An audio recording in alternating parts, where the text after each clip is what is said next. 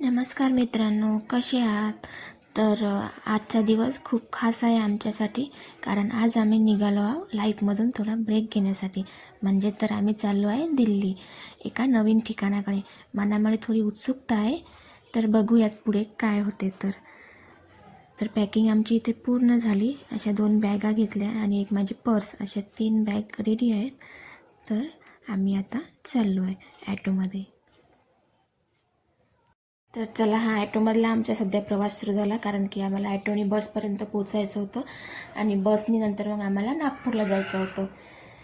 तर बसच्या तिथे सर्वजण आमची वाट बघत होते आणि इथे आम्ही आता बसमध्ये बसलो.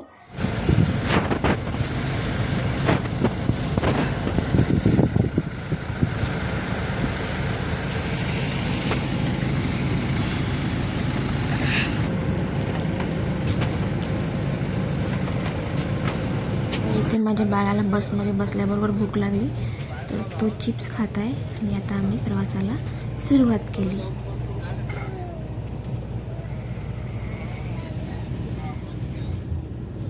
प्रवासाच्या रस्त्याला लागलो आम्ही आणि आमचा प्रवास सुरू झाला. खिडकीतून दिसणारी झाडं, शेत, माणसं सगळंच वेगळं वाटत होतं, कारण की प्रत्येक टाईममध्ये एक नवीन एक्साइटमेंट होती. आपण कुठं जायचं म्हटलं की आपल्या मनामध्ये एक नवीन एक्साइटमेंट असते. आणि इथे माझं बाळ त्याच्या पप्पाच्या मांडीवर झोपी गेलं.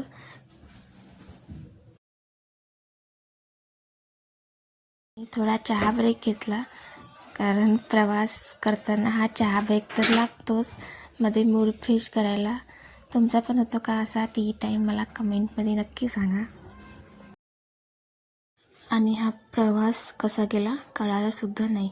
आणि शेवटी तो क्षण आला जिथे पोचण्यासाठी आम्ही एवढ्या वेळचा प्रवास करत होतो.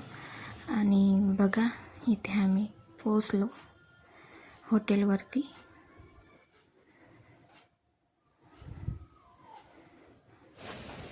इथे जरा ना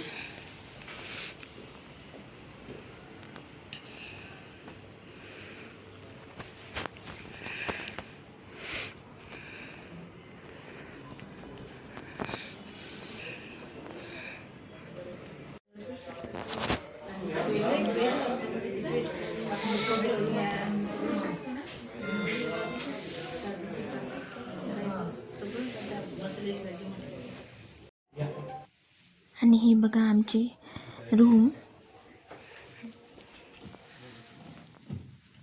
तर मग आता आम्ही फ्रेश वगैरे होतो, कारण की प्रवास करून खूप थकल्यासारखं वाटत आहे.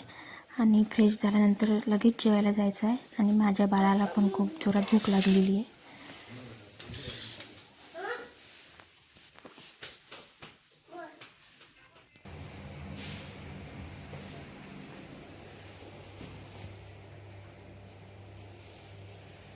आणि इथे आम्ही जेवायला आलो आणि खूप थंडी होती इकडे.